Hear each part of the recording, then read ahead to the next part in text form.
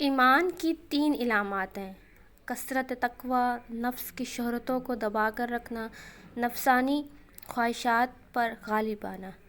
3 اوصاف ایسے ہیں کہ جس شخص میں موجود ہوں وہ کامل ایمان ہے۔ جب راضی اور خوش ہو تو خوشی میں آ کر کوئی برا کام نہ کرے، جب ناخوش ہو تو ناخوشی کے باعث حق سے باہر نہ جائے، جب قدرت پائے تو کسی سے کوئی ایسی چیز نہ لے جو اس کی نہ ہو۔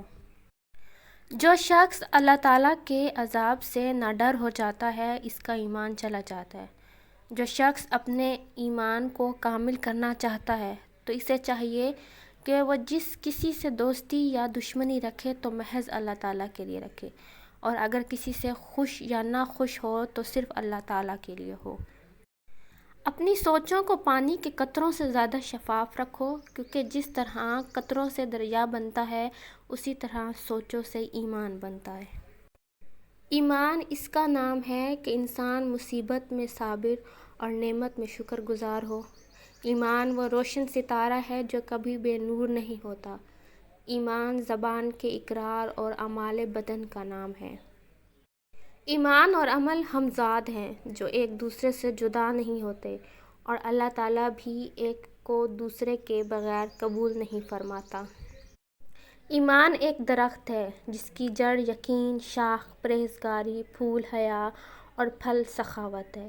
کامل ایمان کو اپنی جان کی بڑی فکر رہتی ہے کہ قیامت کے دن اس کا کیا حال ہوگا۔ ایمان کا دار و مدار امانت داری پر ہے۔ اللہ تعالیٰ پر ایمان اور لوگوں کے ساتھ احسان کرنے سے بڑھ کر انسان کے حق میں کوئی زیادہ مفید ذخیرہ نہیں۔ جس شخص میں ایمان نہیں اس کے لیے نجات نہیں۔ ایمان سے بڑھ کر کوئی وسیلہ زیادہ کامیاب نہیں، اور احسان سے بڑھ کر کوئی صفت زیادہ افضل اور موجب ثواب نہیں۔ اپنے ایمان کو صدقہ اور خیرات کرنے سے درست کرو، اور اپنے نفس کو تقویٰ اور پرہیزگاری اختیار کرنے سے ٹھیک کر لو۔ بہترین ایمان حسن یقین اور بہترین شرافت لوگوں سے احسان نیک سلوک ہے۔ ایمان کو یقین کے ساتھ مضبوط کرو کیونکہ یہ دین کا بہترین جزو ہے۔ اپنے ایمان میں شیطان کا حصہ مت لگا اور اپنی جان پر اسے طلب مت بنا۔ اگر کلام کا موقع نہ ہو تو زبان سے مت بول۔ بہت سے عابد ایسے ہیں جن کے دین اور ایمان کا کوئی ٹھکانہ نہیں۔ جو شخص اللہ تعالیٰ پر ایمان لاتا ہے تو وہ اس کی حفاظت اور پناہ میں آ جاتا ہے، اور جو اس پر بھروسہ رکھتا ہے وہ اپنے سب کام اس کے سپرد کر دیتا ہے۔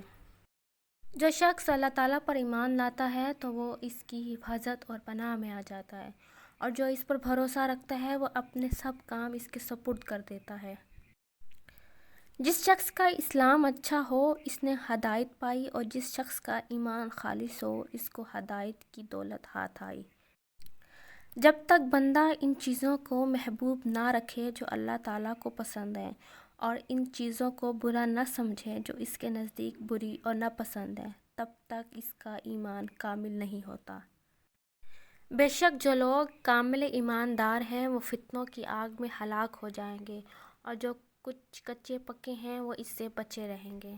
امام پر لازم ہے کہ وہ اپنے ملک والوں کو ایمان کے احکام اور ان کو حدود اسلام کی تعلیم دے۔ بے شک امام نے اپنے ماننے والوں پر اسلام کی سنتوں اور فرضوں کی پابندی کو لازم اور ضروری قرار دیا ہے۔ جب تک مومن خوشحالی کو فتنہ اور بلا کو نعمت نہ خیال کرے تب تک اس کا ایمان کامل نہیں ہوتا۔ خوشی ہے اس شخص کے لیے جو اللہ تعالیٰ کے عذاب کا خوف کھائے اور پھر صادق دل سے ایمان لائے۔ سب سے برا ایمان وہ ہے جس میں شک کی مداخلت ہو۔